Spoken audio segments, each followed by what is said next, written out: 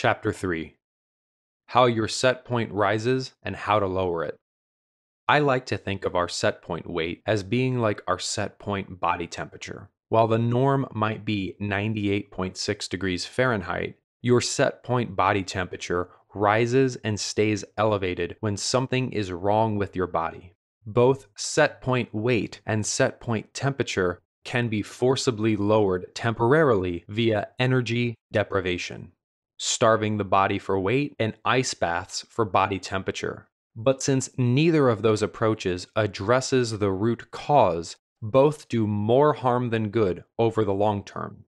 But when you heal your body, instead of just attending to the symptoms, your body weight and body temperature return to and stay at healthy levels. A healthy body automatically maintains a healthy weight in just the same way that it automatically maintains a healthy temperature. When it comes to metabolic healing, there are two primary hormones involved with your clog: insulin and leptin. Insulin is produced by the pancreas and through its interaction with our cells and brain determines whether we are storing or burning fat.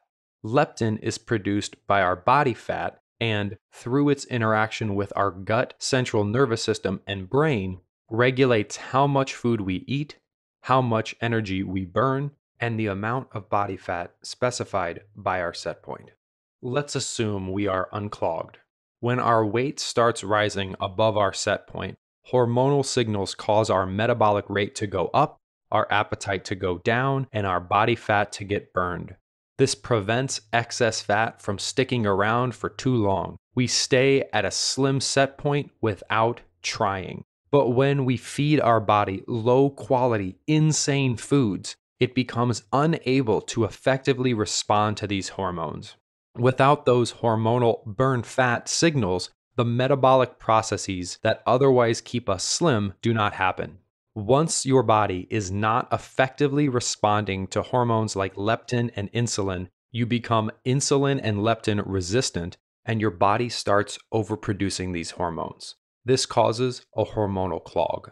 For example, some very obese people have been shown to have up to 25 times more than a normal level of leptin circulating in their bodies. They are clogged. Chronically high levels of these hormones make the body think that an abnormally high level of body fat is normal. Since your body does its best to balance you out at a set point it thinks is normal, it keeps you at an abnormally high level of body fat. When we eat low quality food, we raise our set point. New heading: How to lower your set point weight. You may be thinking to yourself, this set point science is all well and good, but what about people who do lose weight by eating less and exercising more? To be clear, your set point doesn't mean that it's impossible to lower your body weight by eating less and exercising more, or that it's impossible to raise our body weight by doing the opposite. We can do all sorts of unhealthy things to temporarily stray from set points in the short term. As I noted earlier, we could sit in an ice bath for as long as we can tolerate, and it would temporarily lower our body temperature, just as starving as long as we can tolerate will temporarily lower our body weight. However, the set point wins out over the long term. It shows why we have such a hard time keeping weight off when we focus on calorie counting. We can absolutely stray from our body weight set point temporarily via food and exercise quantity, but we cannot adjust our set point itself unless we change the quality of our food and exercise. The higher the quality, the saner our diet, the lower our set point. Consider a nutritional study performed on rats conducted at Penn State University by Barbara Rolls, PhD, Chair of Nutritional Sciences. The rats were divided into two groups. 1. Low quality group. Rats with access to unlimited, low and normal quality food. 2. High quality group.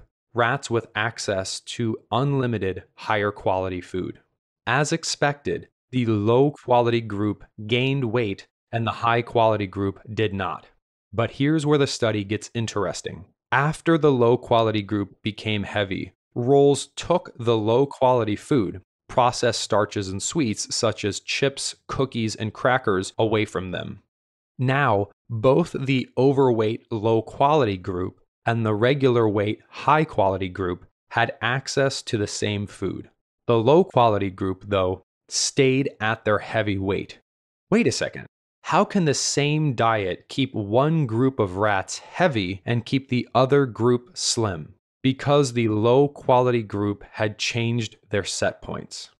The high quality group started with a normal set point and remained at a normal set point thanks to a diet of whole, nutritious, sane foods and therefore maintained a normal weight. The low quality group started with a normal set point and increased their set point thanks to an insane low quality diet and therefore stayed at their heavy weight.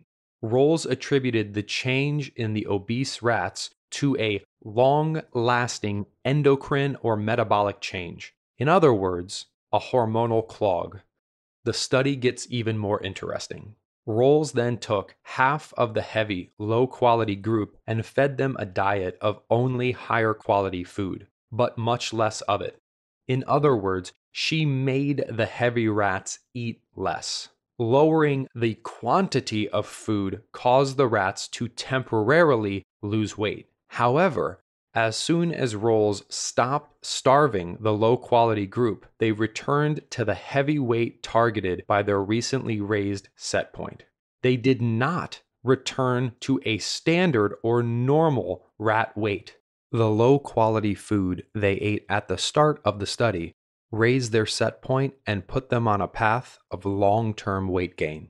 Rolls' study shows us that a steady diet of low-quality food can cause our set point to rise, which is unsettling news for anyone who's been eating the standard American diet for any length of time. But here's the good news. Studies from all around the world offer evidence that the metabolic and hormonal consequences of eating a low-quality diet are reversible. In their lead article, Neurobiology of Nutrition and Obesity, in the journal Nutrition Reviews, Pennington Biomedical Research Center researchers Christopher D. Morrison, PhD, and Hans Rudolf Berthud, PhD, noted that diet-induced leptin resistance, or the dysregulation of one of our key hormones in regulating weight control, is fully reversible in genetically identical mice.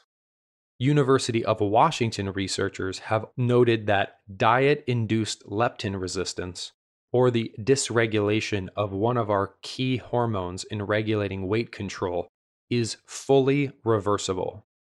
University of Washington researchers have also discovered that enjoying more whole food fats, especially natural foods high in omega-3 fats such as salmon, flax seeds, and chia seeds, in place of refined processed vegetable oils found in starch and sugar-based junk food, reduces the inflammation in the brain that contributes to an elevated set point.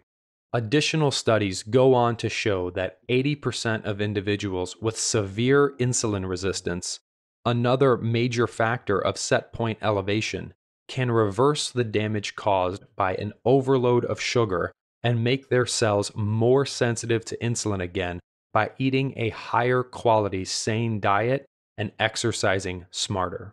Finally, startling studies out of the Metabolism and Nutrition Research Group at the Université Catholique de Louvain in Belgium prove that when mice are fed a nutritious diet that restored their microbiomes, or healthy gut bacteria, the mice had markedly improved glucose tolerance, reduced body weight and fat mass, and increased muscle mass without any changes in the quantity of calories they consumed. In each of these studies, the researchers were able to reset the set point by changing the kinds of foods eaten, not the quantity of calories eaten. In other words, they were able to reverse diet-induced metabolic disorders, including fat mass gain, metabolic inflammation, adipose tissue inflammation, and insulin resistance. The data are clear. By increasing the quality of our eating and exercise, aka by going sane, we can resensitize ourselves to fat burning hormones, reduce inflammation, and enjoy a metabolism more like that of a naturally thin person. We know from Dr. Rolls' study that rats that were fed low quality food ended up with higher set points. But what about the impact of exercise? Wouldn't rats that exercised more be able to lower even their elevated set points?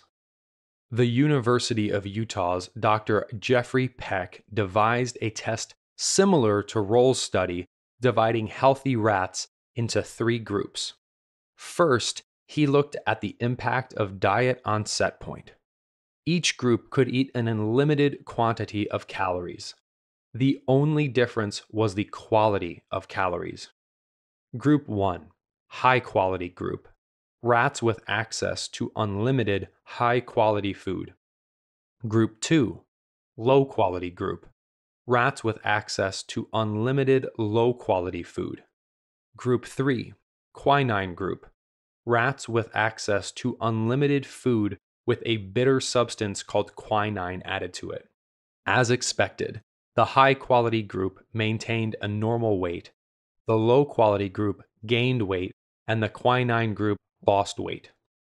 Peck then made each group of rats eat less of their type of food. All rats temporarily lost about 10% of their body weight. Peck then stopped starving the rats, and they all went back to eating an unlimited amount of their chosen quality of food. The high quality group automatically returned to their standard rat weight. The low quality group automatically returned to their heavier weight, and the quinine group automatically returned to their reduced weight. As in Roll's study, after eating less, all the rats automatically regained weight, but how much they regained depended on their set point, which was determined by the quality of their diet. In other words, food quantity temporarily moved them away from their set point, but food quality determined the set point itself. Next, Peck wanted to explore the effects of exercise on these 3 groups, so he had his furry subjects burn calories by shivering away all day in a very cold room. All the rats automatically increased how much they ate to offset how much they exercised. Burning more calories simply made the rats eat more calories. Their set point was unchanged. Peck then freed the rats from the cold conditions but continued the experiment. He kept all the groups on their respective diets while feeding them additional calories through a stomach tube. He wanted to see if a higher quantity of the same quality of calories would have an impact on the rat's set point. It didn't. All of the rats automatically adjusted the amount of high quality, low quality, or bitter food they ate in order to maintain the normal higher or lower weights targeted by their set points. Note, we are going to cover a lot of rat or mouse studies. These studies are useful because they enable us to eliminate variables like emotions and social pressure. When we observe animal models, we're looking at mammalian biology, plain and simple. Back to Peck's study. Eating less did not cause long-term weight loss. The set point won. Exercising more did not cause long-term weight loss. The set point won. Having additional calories pumped directly into the stomach did not cause long-term weight gain. The set point won. The only factor that had an impact on long-term weight was the quality of calories. And that worked because it reduced inflammation, resensitized receptors, re regulated hormones, and therefore changed the set point. Fortunately, recent research reveals a more enjoyable way of changing the quality of our diet and lowering our set point. No quinine laced food for us. Pablo J. Inori, PhD, of the Division of Neuroscience at Oregon Health and Science University, has since published a study in the journal Cell Metabolism showing that returning mammals to a saner, high quality diet that they are genetically adapted to reverses the clogging and resulting raised set point caused by low quality eating. One more study proves this point. In Nancy Rothwell's study at St. George's Hospital Medical School in London, growing rats were divided into low-quality Western diet and high-quality natural diet groups. Rothwell let all the growing rats eat as much as they wanted for 16 days. Keep in mind that both groups should gain weight as they are young, quickly growing rats. On the 17th day, the rats continued eating as much as they wanted, but Rothwell switched the low-quality American diet rats to the high-quality natural rat diet. Here's what happened. The young rats that were becoming obese quickly and automatically dropped all their excess weight as the quality of their diet improved. The increased quality of their food readjusted their hormones, decreased neurological, digestive, and nervous inflammation, resensitized cells, and lowered their set point. You can do the same once you stop focusing on quantity and start applying the sane science of quality. Let's look at the 4 major problems of the traditional quantity-focused calorie-counting fat loss approach. 1. Eating less does not cause long-term fat loss. 2. Exercising more does not cause long-term fat loss. 3. Exercising less does not cause long-term fat gain. 4. Eating more does not cause long-term fat gain. In the next few chapters, we'll look at what scientists have to say about each of these statements. They already know the answers and they can prove it. And that's good for us because by knowing the facts, we can finally start to burn fat and protect our health permanently.